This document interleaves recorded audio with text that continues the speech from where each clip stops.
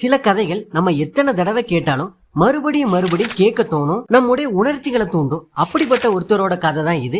அவருதான் கர்ணன். மகாபாரத போர்ல 17வது நாள் கர்ணனோட உடம்புல பல அம்புகள் சொருகி இருந்து, ஆனாலும் அவரோட உயிர் உடம்பு விட்டு போகாமலே இருந்துச்சு. அவர் தன்னோட வாழ்நாள்ல செஞ்ச புண்ணியங்கள் அவரோட உயிர் உடம்பு விட்டு போகாமலே பிடிச்சிட்டு இருந்து, பகவான் கிருஷ்ணர் போய் அந்த புண்ணியங்கள் எனக்கு தானமா கொடுன்னு கேட்க அவரும் கொடுக்கறாரு. உயிர் போகிற நிலையிலும் அடுத்தவர்களுக்கு தன்னோட உயிரை தானமா கொடுத்தவர் தான் கர்ணன். அவரோட கதையை தான் நம்ம இந்த வீடியோல பார்க்க போறோம். அந்த காலத்துல துர்வாச முனிவர் ஒருத்தர் வாழ்ந்து வந்தாரு. அவரு அரச குடும்பத்து இளவரசர், இளவரசி, சத்தியர்கள்ட்டு நிறைய பேருக்கு பயிற்சி கொடுத்துட்டு இருந்தாரு. அவரோட ஆசிரமத்துல குந்தி என்ற பெண் துர்வாச முனிவருக்கு நிறைய உதவிகள் செஞ்சதை பார்த்து ஒரு வரம் கொடுத்தாருன்னு. அது என்னன்னா, எந்த கடவுளை நினைச்சு வேண்டுமோ அந்த கடவுளோட வடிவத்துல ஒரு குழந்தை கிடைக்கும். குந்தி அப்ப ரொம்ப சின்ன பொண்ணா இருந்ததுனால சூரிய பகவான நினைச்சு வேண்டா. சூரிய பகவானும் ஒரு குழந்தைய கொடுத்துட்டு போறாரு. குந்திக்கு அப்போ கல்யாணம் ஆகாதனால குந்தி ரொம்பவே பயந்து போயிட்டா. விளையாட்டு வினை ஆகிடுச்சுட்டு அவ ஃப்ரெண்டு கிட்ட சொல்றா. குந்தியும் அவரோட ஃப்ரெண்டும் அந்த குழந்தைய ஒரு பெட்டியில வச்சு ஒரு கங்கை ஆத்துல விட்டுட்டாங்க. அப்போ அந்த வழியா வந்த அதிரதன் இந்த தேரோட்டியோட கண்ணுல அந்த பெட்டி தெரியுது. அவரும் அந்த குழந்தைய எடுத்து கர்ணன்ட்டு பெயர் வச்சு வளர்க்க ஆரம்பிக்கிறாரு. அந்த காலத்துல 4 விதமான சாதிகள் தான் இருந்துச்சு. பிராமின், சத்திரியர், வைசிரியர், சூத்திரர்கள். கர்ணனோட அப்பா சூத்திர குல தேரோட்டி. அது மட்டும் இல்லாம அப்பாவோட தொழில் மட்டும்தான் பையன் பண்ணணும்ட்டு ஒரு ரூல்ஸ் கூட உண்டு. ஆனா கர்ணனுக்கு தேரோட்டியா இருக்கிறது சுத்தமா விருப்பமே இல்ல. அவருக்கு போர்க்களை பயின்று பெரிய வில் வீரனா வரணும்ட்டு ஆசை. தன்னோட அப்பா கிட்ட இதை சொல்றாரு. ஆனா அப்பா இதுக்கு ஒத்துக்கல. தன்னோட அப்பாவே ஒத்துக்காததுனால வீட்டை விட்டு வெளியே போறாரு. போற வழியில துரோணர்ன்ட்டு ஒரு முனிவர் தன்னோட குருகுலத்து பாண்டவர்கள், கௌரவர்கள் மற்றும் வேறு இளவரசர்களுக்கு போர் பயிற்சி கொடுத்துட்டு இருக்கத கர்ணன் பாக்குறாரு. துரோணர் கிட்ட போய் எனக்கு வில்வித்தை கத்து கொடுங்கன்ட்டு கேக்குறாரு. துரோணர் நீ யாருன்ட்டு கேட்க அதிரதனோட மகன்ட்டு கர்ணன் சொல்றாரு. சூத்திரர்களுக்கு கத்து கொடுக்க மாட்டேன்ட்டு துரோணர் சொல்லிட்டாரு. அதை கேட்ட கர்ணனுக்கு மிகவும் அவமானமாயிட்டு தன்னோட பிறப்பு தான் பிரச்சனையா இருக்கிறதுனால பிறந்த சாதியை உயர்த்தணும்ட்டு முடிவு பண்ணாரு. இது எல்லாத்தையும் பாத்துக்கிட்டு இருந்த அஸ்வத்தாமன் துரோணரோட பையன் கர்ணன்ட்ட ஃப்ரெண்ட் ஆகுறான். அஸ்வத்தாமனுக்கு பாண்டவர்களை பிடிக்காதனால அப்பா சொல்லி கொடுக்கறத அவருக்கு தெரியாத மாதிரி கர்ணனுக்கு சொல்லி கொடுக்கறான். கர்ணன் ஒரு சில வித்தைகளை கட்சி கொள்றாரு. கர்ணன் டெய்லி தூங்காம இரவும் பகலமா வில் வித்தைய பயிற்சி பண்றத பார்த்த துரோணர், என்னாலதான் உனக்கு கத்து தர முடியல, ஆனா என்னோட குரு பரசுராமர் உனக்கு கத்து தருவாரு, அவர்கிட்ட போய் கேளுன்ட்டு சொல்றாரு. பிறகு கர்ணன் சூத்திரர்ன்ட்டு சொன்னா அவரும் கத்து தருமண்டாருன்னு நினைச்சு ஒரு பிராமன் மாதிரி வேஷம் போட்டுட்டு பரசுராமரோட ஆசிரமத்துல போய் சேருதாரு. பரசுராமர் யாருன்னா அவரும் பெரிய முனிவர் தான், விஷ்ணுவோட அவதாரம். அவரை மக்கள் கடவுளா வணங்குறாங்க. அவருதான் துரோணர் மற்றும் பீஷ்மரோட குரு. கர்ணன் தன்னை ஒரு சூத்திரர்ன்ட்டு சொன்னாதான் யாருமே வித்தைகள் கத்து தர மாட்டாங்கன்னு நினைச்சு ஒரு அந்தணன் மாதிரி தன்னை மாத்திக்கொண்டு பரசுராமர் கிட்ட போய் எல்லா வித்தைகளும் கத்துக்கிட்டாரு. பரசுராமர் கர்ணனோட வீரத்திறமையில கண்டு வியப்படைஞ்சாரு. கர்ணனுக்கு சக்தி வாய்ந்த பிரம்மாஸ்திரம் என்ற ஆயுதத்தை பத்தி கத்து கொடுத்தாரு. ஒரு நாள் பரசுராமர் கர்ணனோட மடியில தலை வச்சு படுத்து தூங்கிட்டு இருந்தாரு. அப்போ கர்ணனோட கால ஒரு பெரிய தேனீச்சு கொட்டிட்டு கர்ணனோட கால ரத்தாரா ஓடுது. ஆனாலும் கர்ணன் அசையவே இல்லை. கொஞ்ச நேரத்துல கண் முழிச்சு பார்த்த பரசுராமர் கர்ணனை பார்த்து, நீ கண்டிப்பா பிராமணா இருக்க முடியாது, நீ யாருன்ட்டு சொல்லுன்ட்டு கேக்குறாரு. அதுக்கு கர்ணனும் நான் பிராமணன் இல்ல, தேரோட்டின் மகன்ட்டு சொல்றாரு. அதை கேட்ட பரசுராமன் பிராமணர்ன்ட்டு பொய் சொன்னதுக்காக கர்ணனை பார்த்து, வாழ்க்கையில உனக்கு முக்கியமான நாள் வரும், அந்த நாள் நீ கச்ச கலையெல்லாம் மறந்து போவாயின்ட்டு ஒரு சாபம் விடுறாரு. ஆனாலும் கர்ணன் இப்ப பல வித்தைகள் கற்றுக்கொண்ட மிகப்பெரிய வீரர் ஆனாரு. கர்ணன் பரசுராமட்ட இருந்து தன்னோட ஊருக்கு போயிட்டு இருந்தாரு. பாண்டவர்கள் மற்றும் கௌரவர்கள் பயிற்சி முடிஞ்சதும் துரோணர் அரண்மனையில போர் பயிற்சி களத்துல ஒரு பெரிய போட்டி நடத்திட்டு இருந்தாரு. பாண்டவர்கள் தான் ஜெயிச்சுக்கிட்டே இருந்தாங்க. துரியோதனுக்கு கோவம் தாங்க முடியவில்லை. அர்ஜுனன் வில்வித்தையில தன்னோட முழு திறமை காட்டி ஜெயிச்சுக்கிட்டே இருந்தாரு. அந்த நேரத்துல கர்ணன் அங்க வாராரு. அர்ஜுனன் ஒரு அம்பை விடுறாரு. ஆனா யாரும் எதிர்பார்க்காத மாதிரி கர்ணன் ஒரு அம்பை விட்டு தடுக்கிறாரு. அர்ஜுனன் விட்டு அந்த அம்பு செயலிழந்து போக அரங்கமே ஆடி போச்சு. எல்லாரும் ஆச்சரியத்தோட கர்ணனை பாக்குறாங்க. பீஷ்மர் போய் கர்ணன்ட்ட நீ யாருன்ட்டு கேக்குறாரு. கர்ணன் தேரோட்டி அதிரதனோட பையன்ட்டு சொல்றாரு. உடனே பீஷ்மர், இந்த இடத்துல இளவரசர்கள் மட்டும்தான் போட்டியிட முடியும், வேற யாரும் போட்டியிட முடியாதுன்ட்டு சொல்றாரு. கர்ணனுக்கு மறுபடியும் அவமானம் ஆயிட்டு கர்ணன் அங்குள்ள எல்லாரையும் பார்த்து, இந்த போட்டி திறமைக்கு மட்டும்தான், பிறந்த குளத்துக்கு இல்லைன்னு சொல்றாரு. ஆனா அங்க இருக்க யாருமே கேட்கல. அங்க இருந்த துரியோதனன் திடீர்னு எந்திரிச்சு, கர்ணன் நம்மோட நாட்டுல இருக்கிற அங்க தேசத்துக்கு சிற்றரசன் ஆக்குறேன்ட்டு சொல்றான். துரியோதனன் கர்ணன் தான் அர்ஜுனனை தோற்கடிக்கக்கூடிய மாவீரன்ட்டு அவங்க கூட நட்பு காட்டுறான். கர்ணனும் துரியோதனனும் அன்னையில இருந்து இணைப்பெரியா நண்பர்கள் ஆயிட்டாங்க. இந்த நேரத்துல கர்ணன் பாண்டவர்களுக்கு எதிரி ஆயிட்டான். கர்ணன் அங்க தேசத்தை அரசனான பிறகு தன்னோட அப்பா அதிரதனையும் அம்மா ராதையும் அங்க கூட்டிட்டு போறாரு. கர்ணன் பதவி இருக்கும்போது உதவின்ட்டு வந்து கேட்டு யாரும் வெறுங்கையோட திரும்பி போக கூடாதுன்ட்டு உறுதிமொழி எடுக்காரு. அதுல இருந்து கர்ணன் கேட்டவர்களுக்கு அள்ளி கொடுக்கிற கர்ணன் ஆனாரு. ஒரு தடவை பாஞ்சாலியோட சுயம்பரத்துல கலந்து கொள்ள கர்ணன் போவாரு. அங்க இருக்கிற எந்த இளவரசரும் போட்டியில ஜெயிக்காதனால கர்ணன் கலந்து கொள்ள எந்திப்பாரு. ஆனா பாஞ்சாலிக்கு கர்ணனை கல்யாணம் பண்ண விருப்பமே இருக்காது. பாஞ்சாலி கிருஷ்ணர்கிட்ட என்ன செய்யலான்ட்டு கேட்க கிருஷ்ணர் ஒரு ஐடியா சொல்றாரு. அதுபடி பாஞ்சாலி எல்லாரும் முன்னாடியும் ஒரு தேரோட்டியோட மகனை நான் கல்யாணம் பண்ண மாட்டேன்ட்டு சொல்றாங்க. துரியோதனன் அதை எதிர்க்கிறாரு. ஆனாலும் பாஞ்சாலியோட முடிவு தான் ஏற்றுக்கொள்ளப்பட்டது. கர்ணனுக்கு மறுபடியும் அவமானம் ஆயிட்டு கர்ணன் தன்னோட வாழ்நாள ஏகப்பட்ட அவமானங்களை சந்திச்சுக்கிட்டே இருந்தாரு. ஆனாலும் அவர் மனது தளரவே விடல. கர்ணனோட வாழ்க்கையில அவருக்கு கஷ்டத்தை கொடுத்தது 2 சாபங்கள்.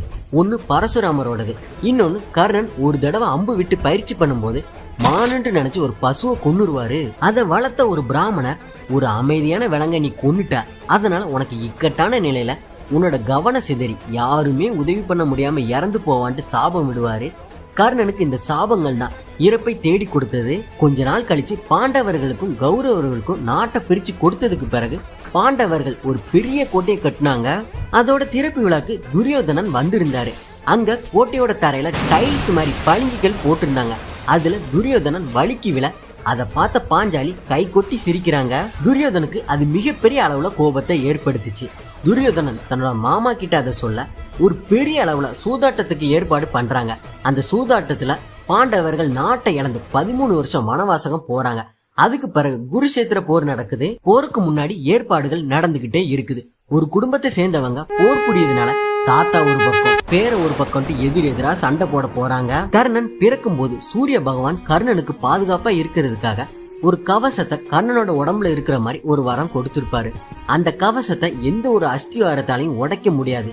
அதுதான் அதோட சிறப்பு. போர்ல கர்ணன் கிட்ட அந்த கவசம் இருக்க வர அவரை ஜெயிக்கவே முடியாதுன்ட்டு அர்ஜுனனோட அப்பா இந்திரன் ஒரு பிச்சைக்கார மாதிரி வேஷம் போட்டு வந்து அந்த கவசத்தை தானமா வாங்கிட்டு போறாரு.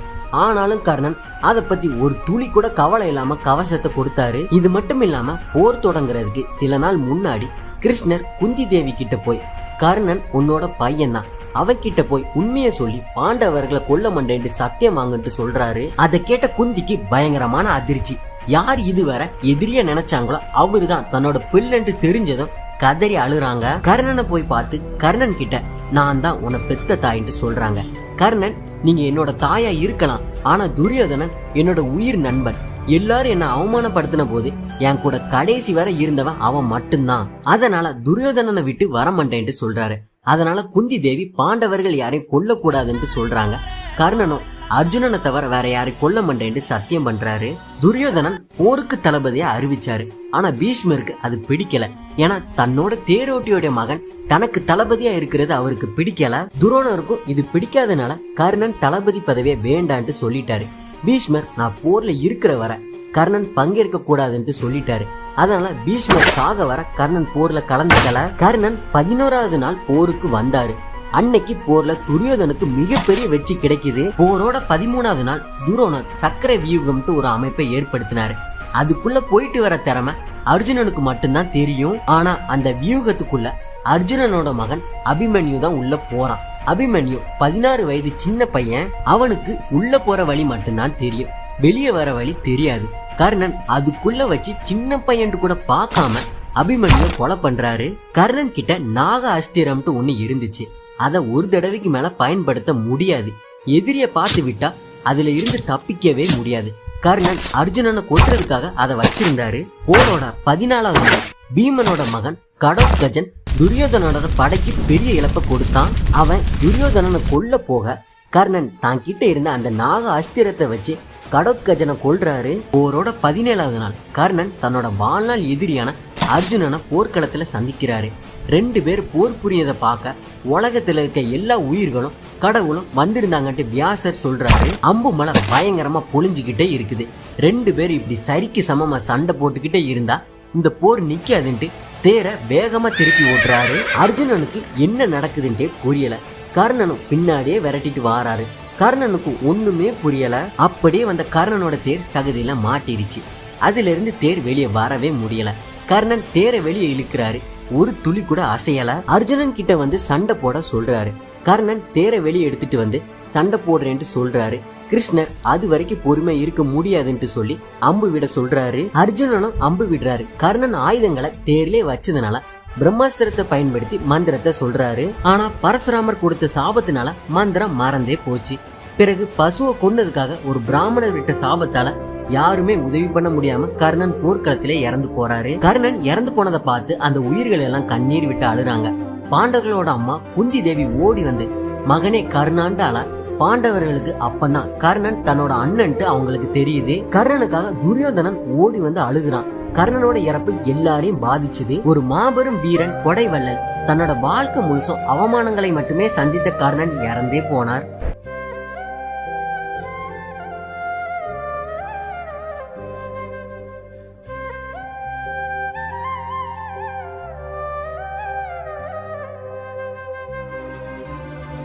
கர்ணனுக்கு பல மகன்கள் இருந்ததாகவும் அவர்கள ஒருவர் மட்டுமே குருஷேத்திர போரின் பின் உயிரோடு இருந்ததாகவும் கூறப்படுகிறது. அதுல முக்கியமான 9 மகன்களின் பெயர்கள் மற்றும் அவர்கள் எப்படி இறந்தாங்கன்னு பார்ப்போம். பிரிஷசேனன், சுதமா, சத்ருஞ்சயா, திஷபடா, சுஷேனா, சத்யசேனா, சித்திரசேனா, சுஷர்மா, தென் விருச்சகேது மட்டும்தான் குருஷேத்திர போர்ல இறக்காத ஒரே மகன்.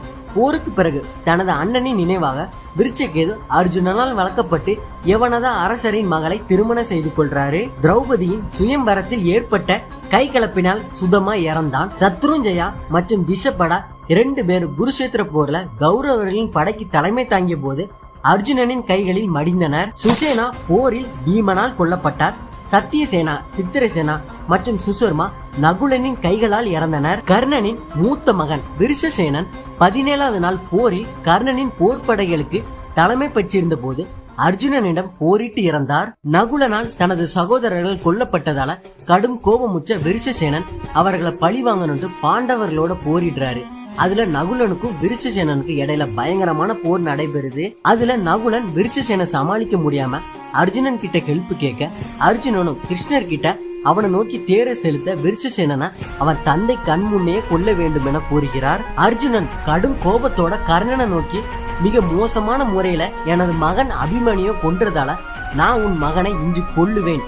பிறகு உன்னையும் போர் ஏற்பட்ட காரணமாக இருந்த உனது அண்ணன் துரியோதனையும் கொல்லுவேன் என்று சொல்லிட்டு 4 புராண அம்புகளை விட்டு விருஷசேனனை கொல்றாரு. அதுக்கு பிறகுதான் கர்ணன் கடும் கோபம் கொண்டு அர்ஜுனனை தன்னிடம் சண்டை ஈடுன்னு சவால் விடுறாரு.